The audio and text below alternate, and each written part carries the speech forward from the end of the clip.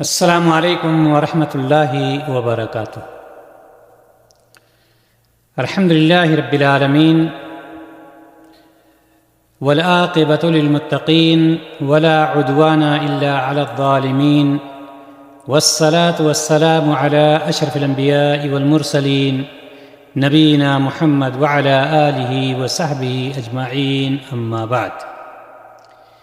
قال اللہ تعالی فی القرآن المجید والفرقان الحمید، اعوذ باللہ من الشیطان الرجیم، بسم اللہ الرحمن الرحیم، وَإِذَا مَرِضْتُ فَهُوَ يَشْفِينِ۔ تمام قسم کی حمد و ثنا، تعریف و توصیف اس اللہ رب العزت کے لیے جس نے ہم تمام لوگوں کو پیدا فرمایا، اور اس کے بعد آخری نبی جناب محمد رسول اللہ صلی اللہ علیہ وسلم پر ان گنت بے شمار درود و سلام۔ محترم حضرات و خواتین، اس میں کوئی شک نہیں کہ دنیا میں ہر شخص یہ چاہتا ہے کہ ہمیں صحت اور تندرستی ملے، ہم خوشحال رہیں، تمام بیماریوں سے پاک صاف رہیں، تمام پریشانیوں سے، مصیبتوں سے، بلاؤں سے دور رہیں۔ ہر شخص کی یہ خواہش ہوتی ہے، لیکن یہ ساری چیزیں دنیا کی زندگی میں آنی جاتی رہتی ہیں۔ کبھی خوشی ہے، کبھی غم ہے، کبھی بیماری ہے، کبھی تندرستی ہے، اور اس کا آنا جانا لگا رہتا ہے۔ لیکن یہ ساری چیزیں اللہ تبارک و تعالیٰ کی طرف سے ہوتی ہیں۔ انسان کا عقیدہ مضبوط ہونا چاہیے اور اسے اللہ تعالیٰ پر بھروسہ رکھنا چاہیے۔ اللہ تبارک و تعالیٰ کے بہت ہی بہترین اور اچھے نام ہیں۔ ہمیں چاہیے کہ ہم ان ناموں کو شمار کریں، یاد کریں، اور انہی ناموں میں سے ایک نام ہے الشافی، جس کے معنی ہوتے ہیں شفا دینے والا۔ ظاہر سی بات ہے، اللہ تعالیٰ کے اسماء حسنہ میں سے ایک نام شافی، جس کے معنی شفا دینے والا ہے۔ یہ بات یہ بتلا رہی ہے کہ اللہ تبارک و تعالیٰ کی ذات ہی شفا دینے والی ہے۔ جب کوئی بیمار پڑتا ہے، وہ بیماری چھوٹی ہو، بڑی ہو، ظاہری ہو، باطنی ہو، کیسی بھی بیماری ہو، ایسے بندہ کو کیا چاہیے؟ اس ذات کی طرف رجوع کرنا چاہیے جو ذات شفا دینے والی ہوتی ہے، کیونکہ اللہ تبارک و تعالی ہر قسم کی جسمانی و روحانی بیماریوں سے شفا دیتا ہے۔ بیماریاں جسمانی بھی ہوتی ہیں اور روحانی بیماریاں بھی ہوتی ہیں، اور دونوں بیماریوں سے شفا دینے والی ذات اگر کوئی ہے تو وہ صرف اور صرف اللہ تبارک و تعالیٰ کی ذات ہے۔ اللہ سبحانہ و تعالیٰ کے سوا کوئی بھی دنیا میں انسان کو شفا نہیں دے سکتا ہے، کسی بیماری سے نجات نہیں دے سکتا ہے۔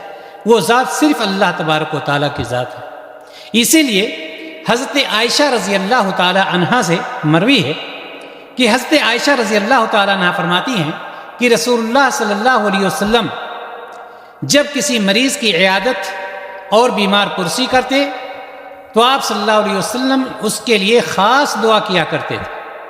وہ دعا کیا ہوتی تھی؟ وہ دعا ہوتی تھی جو صحیح بخاری میں موجود ہے، اذھب البأس رب الناس، اے لوگوں کے رب بیماری دور کر دے۔ کس کو مخاطب کیا اللہ تبارک و تعالیٰ نے اس مریض کے پاس؟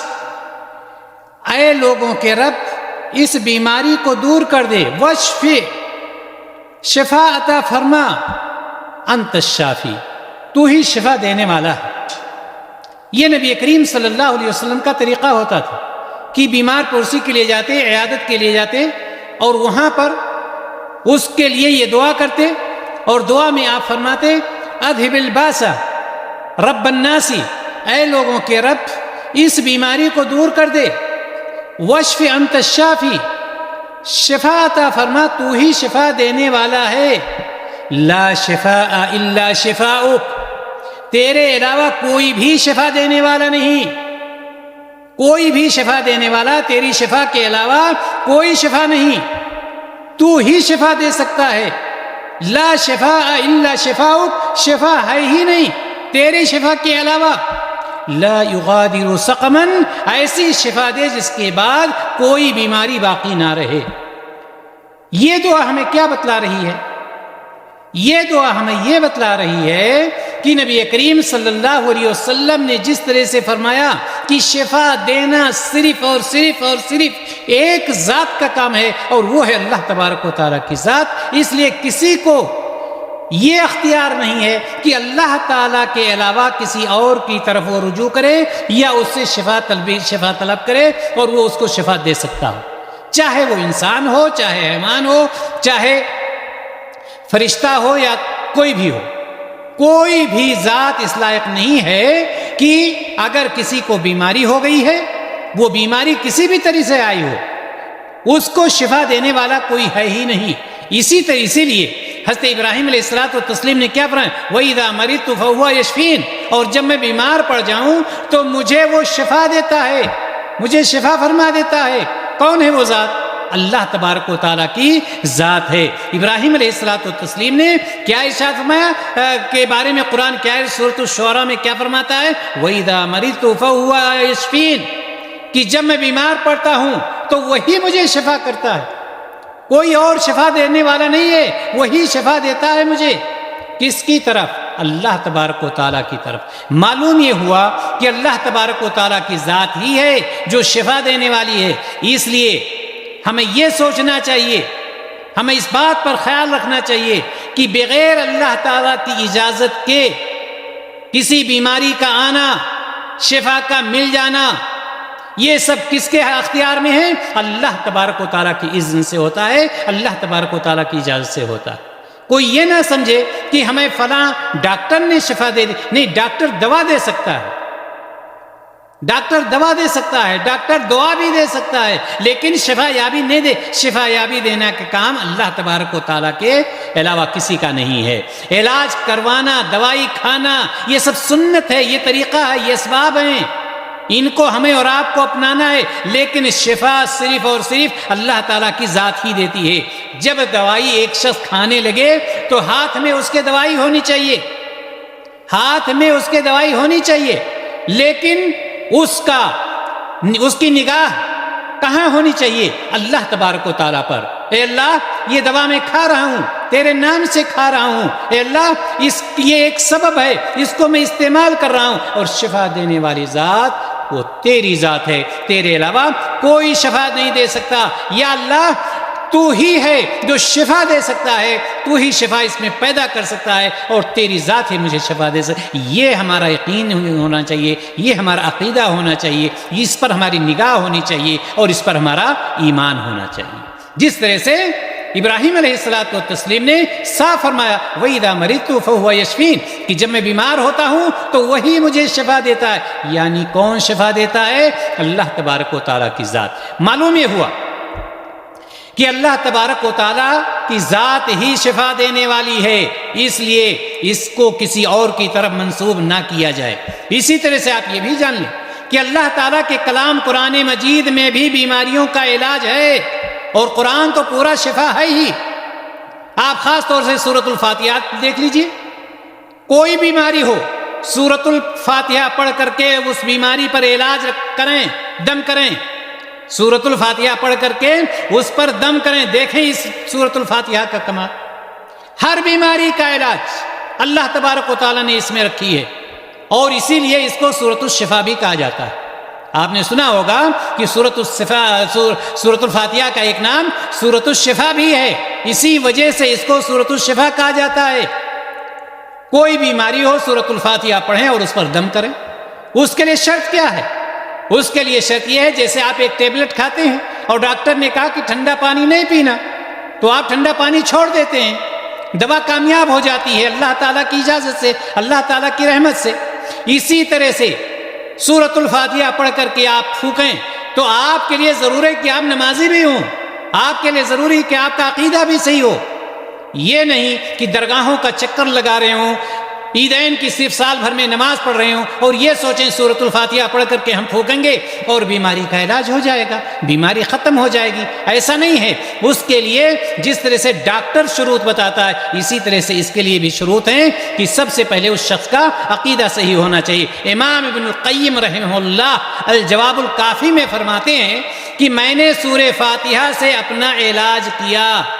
یاد رکھیں گے، امام ابن القیم رحمہ اللہ فرما رہے ہیں کہ میں نے سورۃ الفاتحہ سے اپنا علاج کیا اور میں نے شفا کے حوالے سے اس کی بڑی عجیب تاثیر دیکھی ہے۔ جب ہم نے سورۃ الفاتحہ سے اپنا علاج کیا ہے بڑی تاثیر اس کی ملی، مجھے بہت عجیب و غریب اس کی تاثیر ملی ہے۔ یہ کون سی صورت؟ وہی صورت ہے جس کا ہم دھیان ہی نہیں دیتے، جس کو ہم سمجھتے ہی نہیں، اس پر ہمارا یقین ہی اعتماد ہی نہیں ہوتا ہے۔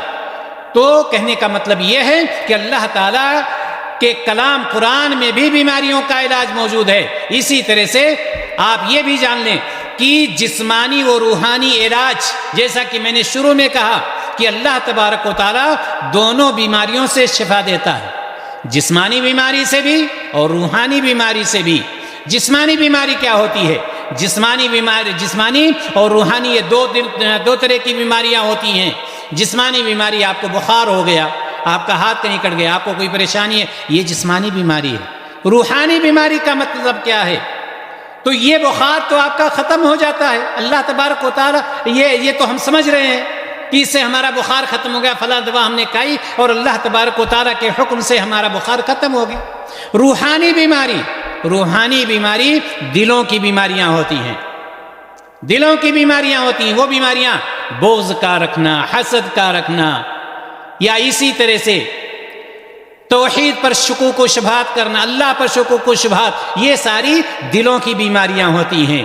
تو اللہ تبارک و تعالیٰ جہاں پر جسمانی بیماری کی شفا دیتا ہے وہیں پر روحانی بیماری کو بھی شفا دیتا ہے اور اس کو ختم کر دیتا ہے۔ اسی لیے اللہ تبارک و تعالیٰ نے روحانی بیماری کے بارے میں سورہ یونس آیت نمبر 57 میں ارشاد فرمایا، یا ایھا الناس قد جاءتکم موعظۃ من ربکم وشفاء لما فی الصدور وہدی ورحمۃ للمؤمنین۔ اللہ تبارک و تعالیٰ نے فرمایا، اے لوگو تمہارے پاس تمہارے رب کی طرف سے ایک ایسی چیز آئی ہے جو نصیحت ہے، ایک ایسی چیز آئی ہے جو نصیحت ہے، اور دلوں میں جو روگ ہیں ان کے لیے شفا ہے۔ اللہ تبارک و تعالیٰ نے فرما دیا، یا ایھا الناس قد جاءتکم موعظۃ من ربکم وشفاء لما فی الصدور۔ اے لوگو تمہارے پاس تمہارے رب کی طرف سے ایک ایسی چیز آئی ہے جو نصیحت ہے، اور دلوں میں جو روگ ہے ان کے لیے شفا ہے۔ یہ نصیحت کیا چیز ہے؟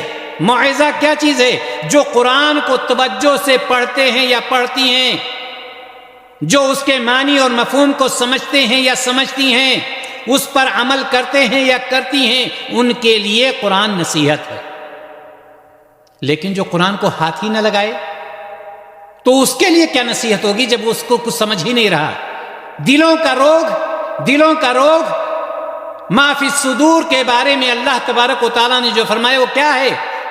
دلوں میں جو روگ ہے اس کے لیے شفا ہے۔ وہ کیا ہے دلوں کا روگ؟ یعنی توحید و رسالت کے بارے میں، اللہ تعالیٰ کے بارے میں، مذہب اسلام کے بارے میں، قرآن و حدیث کے بارے میں جو شکوک و شبہات پیدا ہوتے ہیں ان کا ازالہ، اور کفر و نفاق جیسے امراض کو صاف کر دیتا ہے۔ لیکن کن لوگوں کے لیے ہے؟ یہ ان لوگوں کے لیے ہے جو قرآن کو پڑھتے ہیں اور قرآن کو سمجھتے ہیں۔ یہاں بات یہ چل رہی تھی کہ اللہ تبارک و تعالیٰ تمام بیماریوں کو دور کر دیتا ہے، چاہے وہ بیماریاں جسمانی ہوں، چاہے وہ بیماریاں روحانی ہوں، چاہے جسم سے اس کا تعلق ہو، چاہے دلوں سے اس کا تعلق ہو، ہر بیماری کی شفا صرف اور صرف اللہ تبارک و تعالیٰ دیتا ہے۔ لہٰذا اللہ تبارک و تعالیٰ ہی سے شفا طلب کرنی چاہیے۔ اب یہاں پر یہ بھی جان لیجیے آپ کہ اللہ تبارک و تعالیٰ نے کوئی بیماری ایسی نہیں اتاری ہے جس کے لیے شفا نہ اتاری ہو۔ کسی کے ذہن و دماغ میں شیطان یہ چیز نہ ڈال دے کہ اس کی بیماری اس بیماری کا علاج تو ہے ہی نہیں، تو ہم اس کو ایرو غیرو سے جا کر کے تلاش لیتے ہیں، ایرو غیرو سے اس کے لیے جو ہے شفا کی امید لگا کر بیٹھ جاتے ہیں۔ بخاری کی روایت ہے، حضرت ابو ہریرہ رضی اللہ تعالی عنہ اس کے راوی ہیں، فرماتے ہیں کہ نبی کریم صلی اللہ علیہ وسلم نے ارشاد فرمایا، ما انزل اللہ داعا الا انزل له شفاء، رواہ البخاری۔ کہ آپ صلی اللہ علیہ وسلم نے فرمایا کہ اللہ تعالیٰ نے کوئی ایسی بیماری نہیں اتاری جس کی شفا نازل نہ کی ہو، یعنی یہ کہ ہر بیماری کی شفا نازل ہے، موجود ہے، لہٰذا ہمیں کس کی طرف جانا چاہیے؟ اللہ تبارک و تعالیٰ کی طرف جائیے، اور ہمارا یہ عقیدہ ہونا چاہیے کہ صرف اللہ تعالیٰ ہی شفا دیتا ہے، کوئی اور شفا دینے والا نہیں ہے، کوئی ذات اس کے علاوہ نہ شفا دے سکتی ہے، نہ ہی اس کی شفا میں کوئی شریک ہے، اس کی شفا میں کوئی شریک نہیں ہے۔ لہٰذا اگر ہمیں کوئی بیماری آتی ہے تو اس کے لیے چند چیزوں کا ہمیں خیال رکھنا ضروری ہے۔ سب سے پہلے کوئی بھی بیماری ہو، کیسی بھی بیماری ہو، سب سے پہلے اللہ تعالیٰ کی طرف رجوع کریں۔ ہم یہ سمجھ جائیں کہ اللہ تبارک و تعالیٰ ہی ہمیں اس بیماری سے، اس پریشانی سے، اس مصیبت سے شفا دے سکتا ہے، دوری کر سکتا ہے، نجات دے سکتا ہے۔ دعا اور دوا سے علاج کریں، ایک طرف دعا جاری ہو اور دوسری طرف علاج بھی، دعا اور دوا دونوں سے علاج کرنا چاہیے۔ اپنی صحت یابی کو صرف اور صرف اللہ تعالیٰ کی طرف منسوب کریں۔ جب آپ کسی ڈاکٹر کے پاس بھی گئے یا گئیں اور صحت یابی آپ کو ہو گئی تو ایسی صورت میں آپ کس کی طرف منسوب کریں؟ اللہ تبارک و تعالیٰ نے ہمیں فلاں مرض سے صحت یابی دی، شفا دی مجھے، یہ نہیں کہ فلاں نے دی، فلاں ڈاکٹر دوا دے سکتا ہے، صحت یابی نہیں دے سکتا ہے۔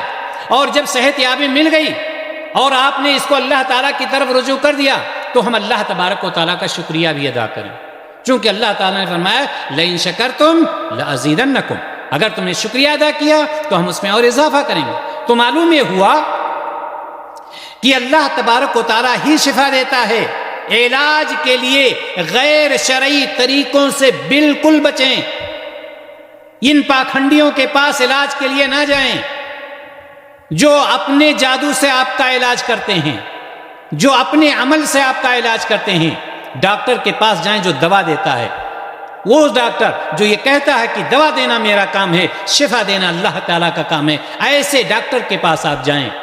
لیکن غیر شرعی طریقوں سے اجتناب کرنے کی ضرورت ہے، بچنے کی ضرورت ہے اور دور رہنے کی ضرورت ہے، اور ہمارا یہ عقیدہ ہو کہ شفا صرف اور صرف اللہ تبارک و تعالیٰ کی ذات دیتی ہے، اس کے علاوہ شفا کوئی نہیں دے سکتا ہے۔ اللہ سبحانہ و تعالیٰ سے ہم دعا کرتے ہیں کہ ہم سب کو جسمانی اور روحانی بیماریوں سے شفا عطا فرمائے۔